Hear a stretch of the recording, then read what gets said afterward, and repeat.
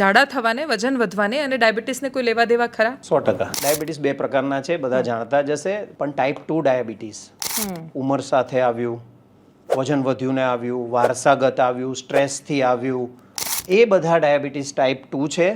આમાં કોઈ સાંભળનારો વર્ગ છે જે ડાયાબિટીસની એ કે એમના ફેમિલી મેમ્બર્સ દવા લઈ રહ્યું છે, તો તમારું ઇન્સ્યુલિન કામ સરખું કરી નથી રહ્યું, તો ડાયાબિટીસની બધી દવાઓ ખા ન કરો.